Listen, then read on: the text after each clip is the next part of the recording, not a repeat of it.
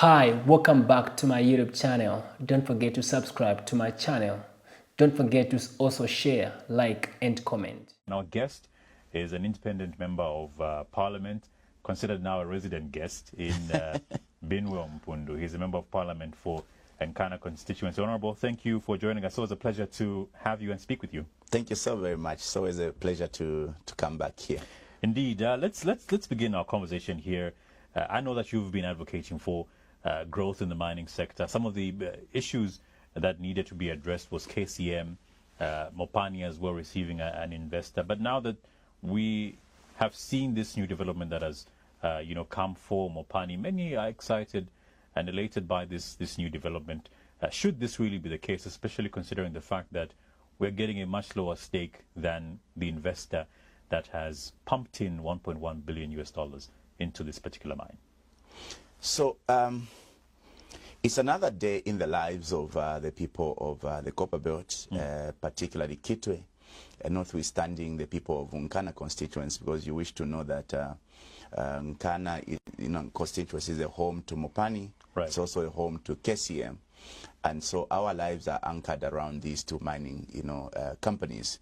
Whereas people would advocate for people to go farming, unfortunately our lives are predominantly anchored around mining activities. Right. And so over the years, life has become extremely hard to go by, considering the happenings that surrounded Mopani and KCM. And so it was our everyday prayer that we could find a resolution around the happenings at Mopani. And so the coming on board of the equity partner in Mopani is, a story that ought to be told, or it's something that ought to put us on the table for a conversation. For many on the Copper Belt, it's an exciting day to be told that now we've resolved these matters surrounding KCM, the matters surrounding Mopani.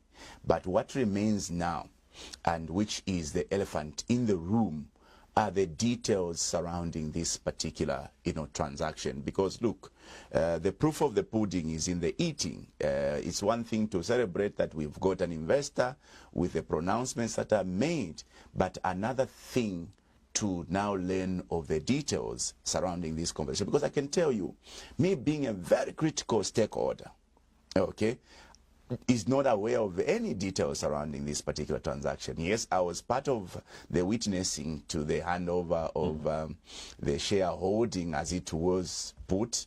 But if you ask me as to what are the details of this transaction, I'm not aware. And so this particular transaction has sparked a very interesting conversation because a lot of questions that ought to be answered. And that is why, for me, I want to tell you, one of our biggest problems as politicians in Zambia and in the third world countries is the secrecy to which we provide leadership over our people. Because these questions that are arising in regards to Mopani should not have arisen if we were transparent from the word go. Right. Starting with, how did we find ourselves owning this mine 100% from Glencore? What transpired? Because that is the starting point of this conversation. Mopani for 20 years was in the hands of Glencore. Okay? At what stage? Because interestingly, at the time that Glencore left, they had done major investments worth billions of dollars. If you're not aware, they had done a smelter in Kitwe and in Mufrila. They had done a concentrator in Kitwe and in Mufrila. They had done two shafts, one called Synchronorium in Kitwe and the Anderson shaft in Mufrila. They had also started rehabilitation of the shaft in Mindo. So they had made major investments to prolong the life of the mine. So the question is, how did they leave? Why did they leave? And when they left, they left the mines in the hands of government through ZCCM investments. What was the agreements? Okay, now Mopani has now been transferred, because 51% means that the major stakeholder or shareholder is a new equity partner. So what are the circumstances that have led to the transfer of what originally we have owned as the Zambian people into the hands of a foreigner? Okay, so this now has obviously brought in a very serious point of conversation for Zambian people, because now we need to understand, and particularly me as a stakeholder, I need to have these answers, because this Friday or this Thursday we're breaking off, and I'll be in the community and I'll be expected to answer these questions. So a very interesting day for the Copper Belt, a very interesting day for the people of Nkana. I mean, let's look at it from a different perspective. We know that we did see a reduction in copper production from this mine, 2021 getting into 2022. I think it's pretty clear how it has been performing over the years. But are you, despite not receiving the full details of what is currently being talked about, and we know that two of the things that this money is going towards is equity, as well as financing debt from this particular mine in itself that it had from Glencore. But with that said, are you confident enough that we're going to see some sort of change in terms of the operationalization of this mine? Well, obviously that is the expectation, because remember, just as I intimated, what motivated Glencore to invest in those projects was the anticipation of the boom in copper prices. Okay, so the agenda was, let's invest so that we can ramp up production of copper, so that when that boom comes, then we can leverage on our investment. Okay, but over time, because of operational challenges, the production slumped down. I think that we dropped down to almost 60, if not 65, thousand tons per annum. Now, ordinarily, our production should go, after those investments, should go in excess of 200,000 metric tons per annum. And so one would think that, or one would hope that this new investment or this new arrangement will see us rise back to those projected figures of 200 metric tons, because ultimately for us to be able to get a real benefit, we have to have good production figures. Otherwise, at the moment, we are doing extremely bad. Now, like I did intimate, all these are things that I think that brings us back to what is the real catch, in regards to the happenings at Mopani. Because like you did in your preamble, you did intimate to the fact that IRH is pumping in 1.1 billion. We went to celebrate the handover of the shares. Of course, at this stage, I don't even know how much, the new equity partner has brought in, because you can't bring in an equity partner without them demonstrating their capacity and their commitment to, investing the said resources. Remember that we've been duped before. Do you remember the case of Anglo-American, or rather, the new owners of KCM, what's their name? Evidanta. When they came through, they bought that mine for a song. And afterwards, we had, Agawa boasting that they actually had to pay off, from what they made. So we don't want to have a repeat of the scenario of the then KCM, where an equity partner comes without even, pumping in any resources. Because the 1.1 billion they're talking about is simply on paper. Nobody has explained as to how this is going to span out to be, the time frames. When is that 1.1 is going to start kicking or be pumped into the mines? I think that those are details that would excite us and would give us a very good starting point to have a very solid conversation around this. Let's talk about how this has been resolved and how much time has been taken. And many are saying, look, the president had been talking for a very long time how we're going to resolve the problems that are affecting the Copperbelt province, specifically KCM and Mopani. But would you say that this time that was taken in terms of finally bringing in an equity partner into Mopani was worth it? Was the wait worth it, looking at the longevity of the period that we had to wait to see a reliable equity partner be involved in this? To start with, we shouldn't have waited that long. That is why for many times I wondered, what is the wait for? Remember, like I did intimate in the beginning.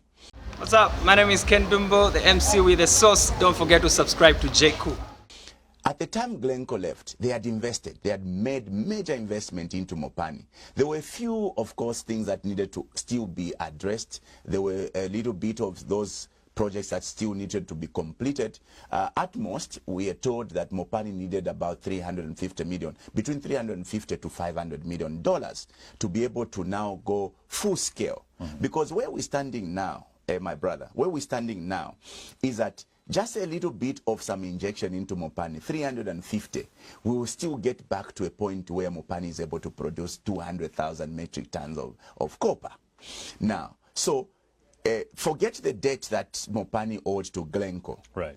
Pumping in 300 million, 350, thereabout, would still put us to where we are now, as in the picture that has been created with the coming in of this equity partner. So the point is, why did we have to wait this long? Because there were a lot of options. Government owed this mine. Okay? In fact, I disagree that we needed to give away 51% stake in that mine. If anything, we should have gone the model of Botswana, 50-50.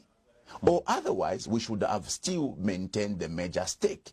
We could have gone to sell off at most 30-40 shareholding, because that would have given us enough resources to be able to complete the projects and to be able to have operational capital to still get to the numbers we are projecting now of 200. Now, what that would have done is that it would have created Mopani as a mirror mine. Because one of the things that we are not discussing today is that over time, the copper mining industry has been a very sorry sight. Government has not been able to, in the years, been able to get the correct, revenues from the mines in terms of taxes, because as intimated by both the past, CEO of ZRA and the current ones, Zambia, through the Zambia Revenue Authority, does not have the capacity to monitor, the accuracy of the taxes that are paid by these mining companies. Now, if we had owned Mopani only as government, it would have been like a mirror company where I would know what are the operational issues, how are we taxing this mine, so we would be able to, benchmark with the other mining companies as to whether they are giving us correct figures or not. So for me, the wait was unfair. It was not necessary. It shouldn't have happened. All that we should have done was to find money. By the way, government owed Mopani a lot of money in VAT refunds. So all the 350 million we needed to be where we are today could have been done by government simply owning up to the debt that they owed Mopani. So yes, we are talking about a new guy coming on board, and I don't want to be the one that sounds like fighting the new, investment or arrangement, but I think that the secrecy around this is not fair for the Zambian people. Right. Well, let's talk about what is being projected here as a target in having to produce 3 million metric tons of copper in a space of 10 years. Do you think that with the resumption of, the operation of Mopani copper mines now, do you see this target being met, this ambitious target that we have? Seeing that, this is a target that we've set for ourselves. We've been talking about we need to learn from countries like the DR Congo who, produce well over 2 million metric tons of copper per year. But let's now speak of what is happening here in terms of this mine coming to operate now fully and produce copper. Do you see us meeting that target? To start with, we are a very terrible student of history. And we don't seem to ever learn or get it right when we learn something. Congo was far less in production to Zambia. Today they are way beyond. Now the 3 million projected figure is too ambitious. And at the rate we are moving, we cannot achieve or attain anything close to the 3 million. Remember, that 3 million, target was set how many years now? 2, 3 years, almost 3 years. This is the third year. This is getting into the fourth. Into the fourth year. I think this is the third going into the fourth year. Now, if you look at the happenings versus the pronouncement, we had hoped that we'll get to 3 million. What did we see government begin to change the incentives for mining companies to motivate them to give further investment? So we taxed, or rather we sent the mines on tax holidays in hope that they will then, put more investment in the mining sector that will take us into the projected 3 million. Over the last 3 years, or 2 years as it were, right, we've lost in terms of production. We were at 850,000 metric tons per annum. This year, or at the end of 2023, we dropped down to 650, if thereabout. Okay, as opposed to us seeing the figures going up. We've lost 2 years. The figures are going down. We've lost about 200,000 metric tons in 2 years. So this transaction at Mopani is envisioned to take us back into the around figures of 200,000. That is from 65 to 200,000. That will simply take us back to where we originally were some 2 years back. We were at 800, we've lost 200. So we'll simply go back to the 800. Now, so the Mopani and KCM will simply push us maybe close to 1 million. Are there any other investments in sight that will then guarantee that we can get to 3 million metric tons? Because again, as lamented by the president during the ceremony in Kitwe, he confesses that he's actually under a lot of pressure from the KCM arrangement. He doesn't know what is going on. So how do we get into an arrangement whose details and the outcomes we are not even sure? And at the level of the president, he's lamenting that he's not even sure and he's going through a lot of stress over KCM. Now remember, not long ago we were celebrating the milestone around KCM. But a few months down the line, the president is making a confession that actually is giving me sleepless nights because the outcomes of KCM are unknown. Are we wrong to again have fears that the outcome of Mopani could be similar to that of KCM? We can make the similar assumptions. Why? Because the secrecy is unfortunately so high. That is why Zambian people could speculate. Because we are now getting this, you see the posture of the president, you see the lamentation of the president, you are worried. Well, it's something that tends to happen, history repeating itself. And I think, like you have put it, that we need to learn from how mines have been run previously. But let's conclude with this, Honorable. And I'd like to talk about, what economic value this now will have for Zambia, really, because we've seen how we've been relying upon the mining sector for quite some time now, and how it does play a critical role in boosting our GDP. But let's talk about what economic value this new development will have on our country as we speak. One of the issues that I spoke to at the ceremony in Kitwe was that let's not be prophets of doom that this doesn't work. Let's be optimistic that this works. Now, if this works, the ideal situation is that this may translate the lives of people if we paid attention to these things, because the real value for a mining community, for a country, is derived from a mining entity, is derived through, number one, the corporate social responsibilities. The model of ZCCM was that mining towns were built through social corporate responsibilities. Infrastructure was built, sporting facilities were, supported by ZCCM, children were sponsored. That is the way you can derive real benefits from a mining company, because you see, the motivation or the preoccupation of a mining company is making profits. And when they make profits, they will externalize those profits. So for us to be able to get the benefit, is we must insist that there must be a solid agreement on CSR, corporate social responsibility. Secondly, you must insist as a government that all contractual jobs or supplying jobs must be given exclusively to the Zambian people.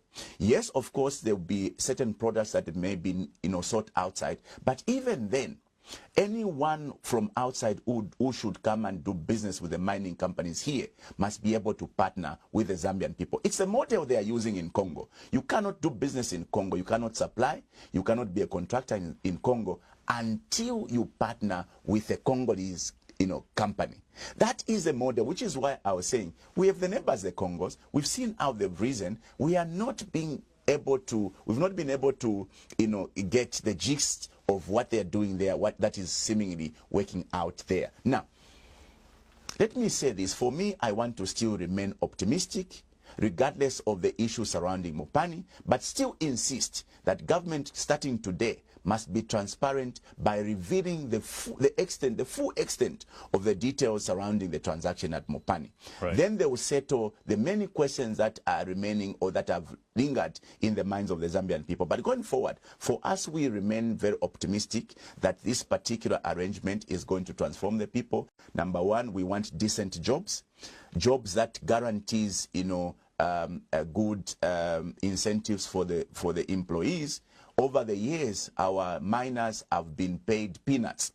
There's been slave wages in the mining, sector, particularly the copper mining sector. We hope that there is a turnaround, and I hope that all those were factored in the negotiations around the takeover of Mopani. Decent jobs,